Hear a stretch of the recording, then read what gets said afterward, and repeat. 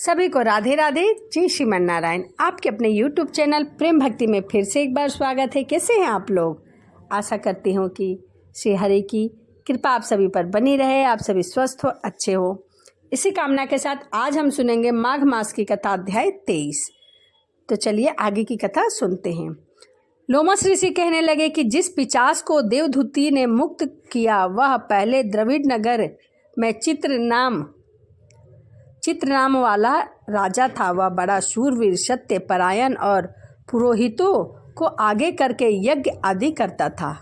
दक्षिण दिशा में उसका राज्य था और उसके कोष धन से भरे हुए थे। उसके पास बहुत सारे हाथी, घोड़े, रथ अत्यंत शोभ्यमान थे।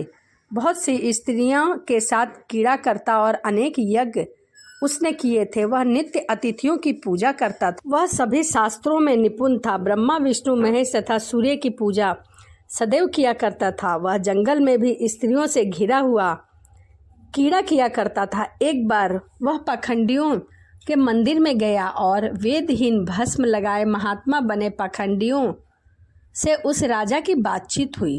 पाखंडियों ने कहा कि हे राजन, शैव धर्म की महिमा सुनो। इस धर्म के प्रभाव से मनुष्य पाप को काटकर मुक्त हो जाता है।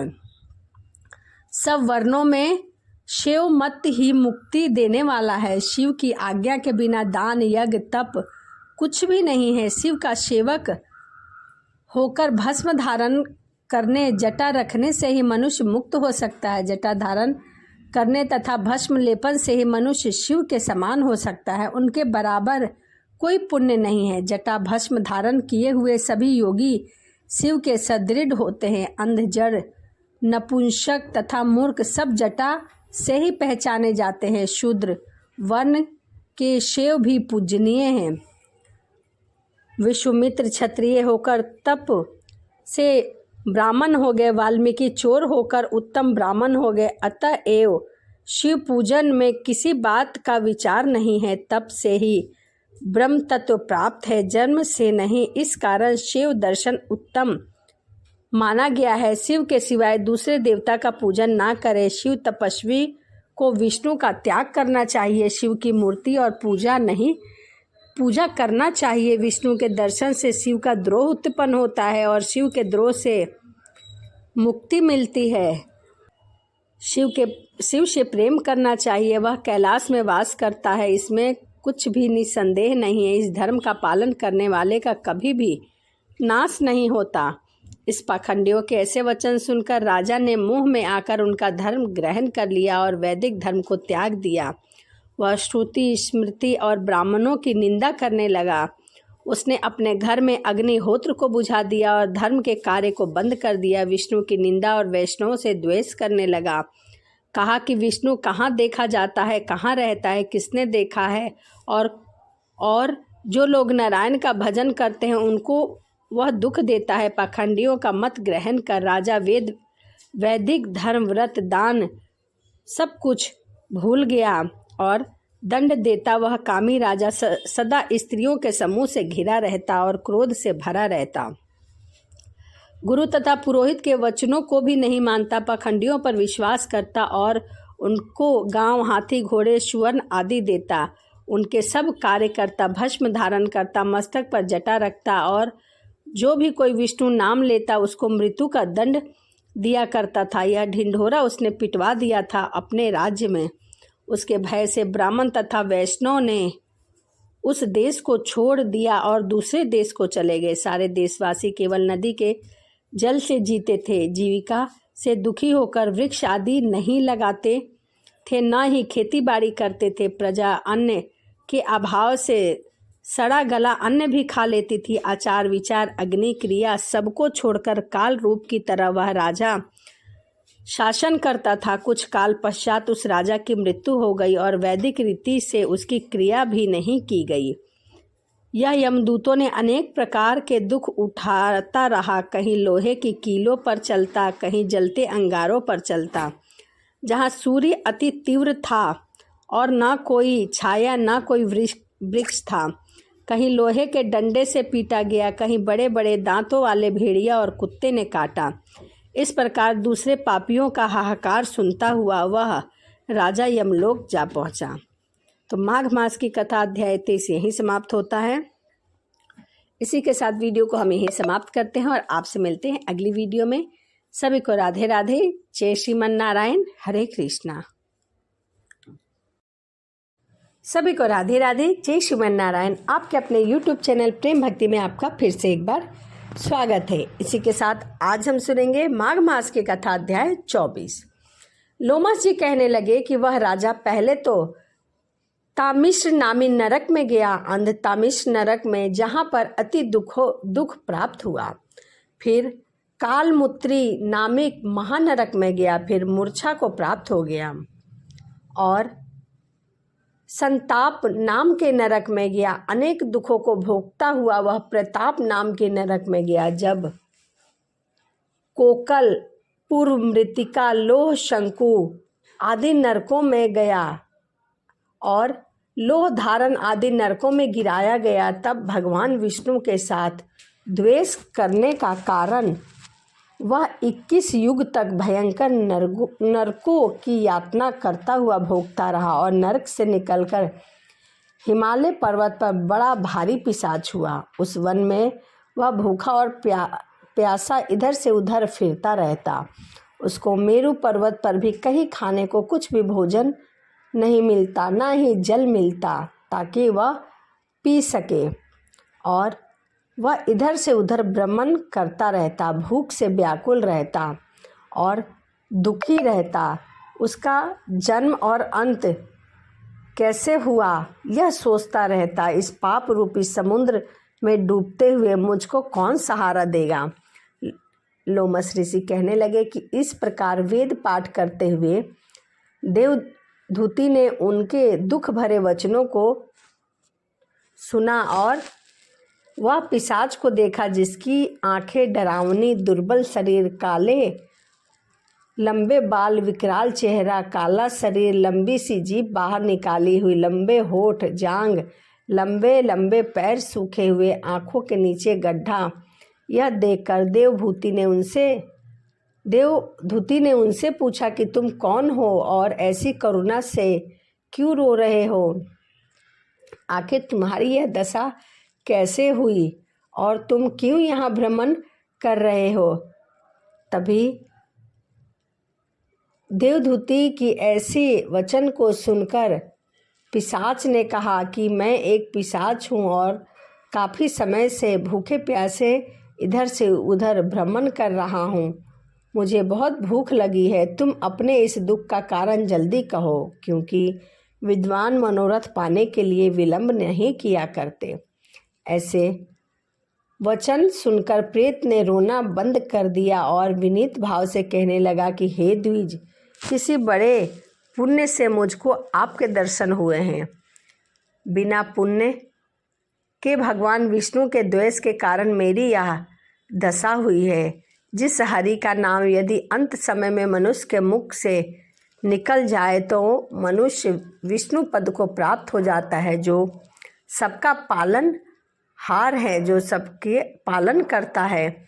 मैंने उन्हीं से द्वेष रखा जिसकी ब्राह्मण तप द्वारा प्रार्थना करते हैं। ब्राह्मण आदि देवता, सनकादिक ऋषि, जिनको मुक्ति के लिए पूजा जाता है। मेरे जो कुछ पुण्य किए मैंने पहले जन्म में किए, वह सब विष्णु जी के द्वेष रूपी अग्नि से भस्म हो गए। यदि किसी प्रकार मेरे इस पाप का नाश हो जाए तो मैं भगवान विष्णु के सिवाय और किसी भी देवता का पूजन नहीं करूँगा। मैं भगवान विष्णु की पूजा प्रतिदिन करूँगा। इस समय मैं किसी अच्छे कर्म योग से आपके आश्रम में आया हूँ, जहाँ पर आपके सूर्य रूपी दर्शन ने मेरे दुख समान अंधकार को दूर कर दिया है। अब आप कोई ऐसा उपाय बताइए जिससे मुझे इस योनि से छुटकारा मिल जाए, क्योंकि आप तो सज्जन पुरुष हैं। तभी देवधूति कहने लगे कि माया, देवता, मनुष्य, असुर सब स्मृति का मोह है, जिससे धर्म का नाश करने वाला द्वेष उत्पन्न हो जाता है। जगत के उत्पन्न करने, रक्षा करने और नाश करने वाले यह सब प्राणी भी आत्मा है। चारों वर्णों का वेदांत श्रीहरि का भजन करते हैं उत्तम है, और अन्यथा कुमार्ग में चलने वाले मनुष्य नरकगामी होते हैं। इसी कारण वेद विरुद्ध कर्मों को त्यागना चाहिए। अपनी बुद्धि से बचे हुए धर्म के मार्ग पर चलना चाहिए। तभी लोमस जी कहने लगे कि ऐसे वचनों को सुनकर मुनि ने पिशाच को सुमार्ग बतलाया कि माघ मास में तुम प्रयाग में जाकर स्नान करो, मैं वहीं से स्नान करके आ रहा हूँ, उससे तुम्हारी यह पिशाच योनि समाप्त हो जाएगी। माघ मास में प्रयाग में स्नान करने से मनुष्य पहले जन्म के सब पापों से मुक्त हो जाता है। वहाँ पर स्नान करने से मुक्ति प्राप्त हो जाती है। इससे बढ़कर और कोई प्रायश्चित नहीं है। संसार में इस मोक्ष और स्वर्ग का खुला हुआ द्वार है। गंगा यमुना का संगम त्रिवेणी संसार में सबसे उत्तम तीर्थ माना गया है। पाप रूपी बंधन को काटने के लिए यह कुल्हाड़ी का कार्य करती है। जैसे घने अंधकार को दूर करने वाला शरद का चंद्रमा चमकता है, उसी तरह संगम के स्नान करने से मनुष्य पवित्र हो जाता है।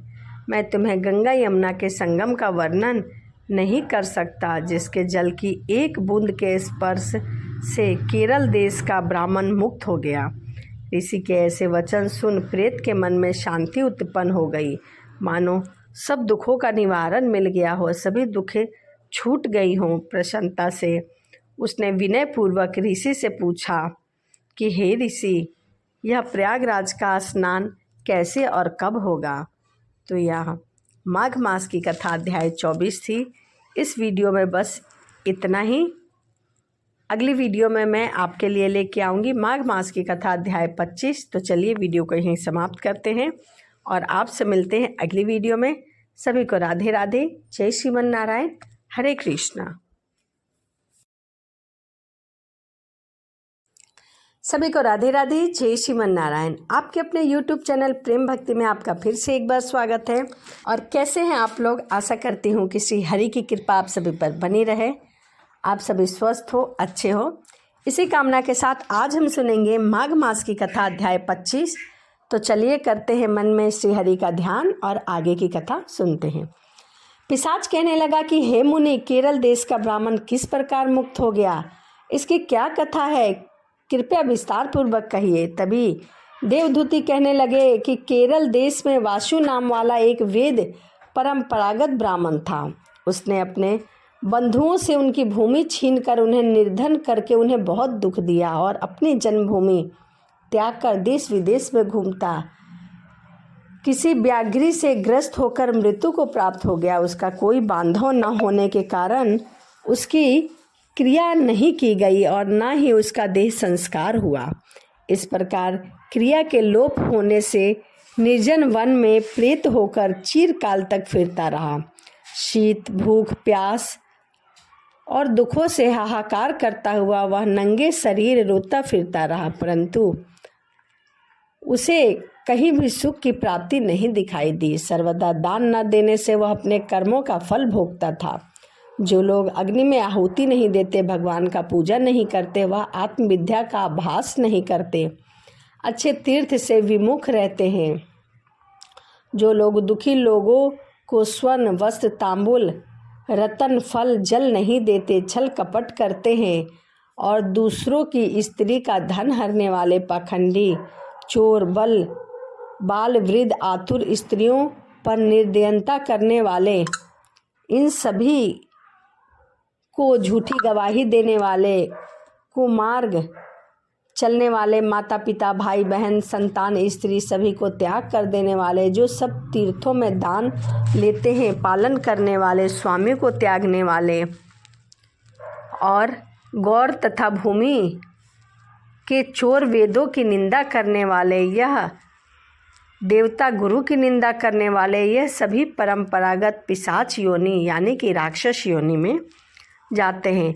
बुरे कर्मों से बचकर हमें धर्म का कार्य करना चाहिए। ब्राह्मण कहने लगे कि इस प्रकार उस केरल ब्राह्मण ने उस पर्वत पर अधिक समय तक अपना जीवन व्यतीत किया और एक मार्ग में एक पथिक को देखा जो 2 गगरियों में त्रिवेणी का जल लिए हुए त्रिवेणी संगम से आ रहा था।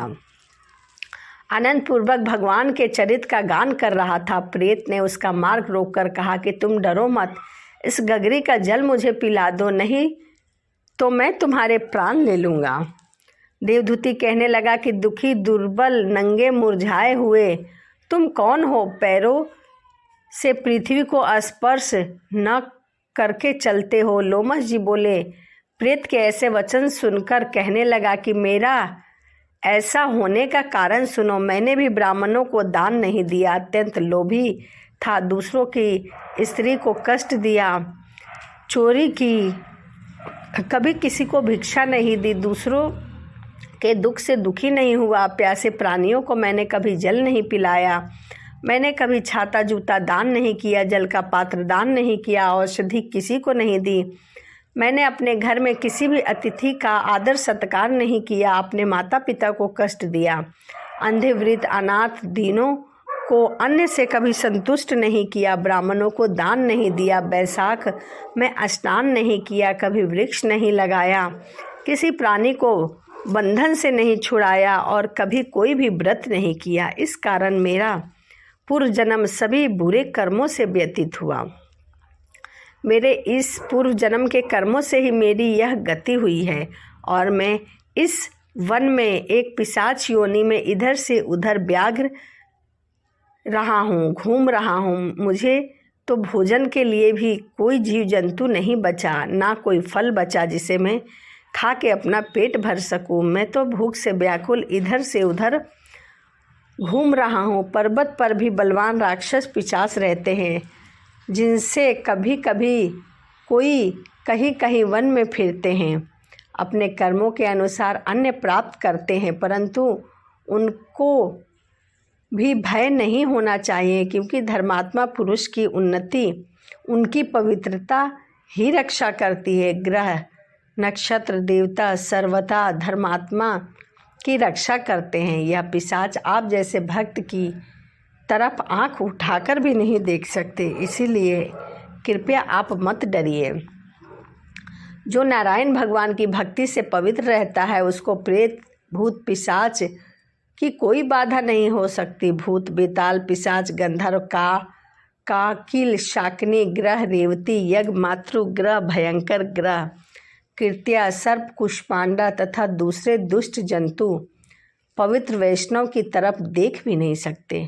जिनकी जीवा पर सदैव गोविंद का नाम, हृदय में वेद तथा श्रुति विद्यमान है, जो पवित्र और दानी हैं, उनको कभी भय नहीं हो सकता।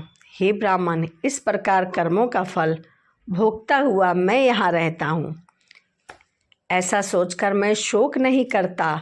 एक बार मैं जवालिनी नदी के किनारे पर गया था, वहाँ घूमते हुए मैंने सारस के वचनों को सुना था। तो यह माघ मास की कथा अध्याय 25 था। आगे की कथा मैं अगली वीडियो में आपको सुनाऊंगी। वीडियो आपको कैसी लगी कमेंट में जय श्रीमन नारायण लिखना ना भूलें। यदि वीडियो आपको अच्छी लगती हो तो चैनल को सब्सक्राइब, लाइक करना ना भूलें।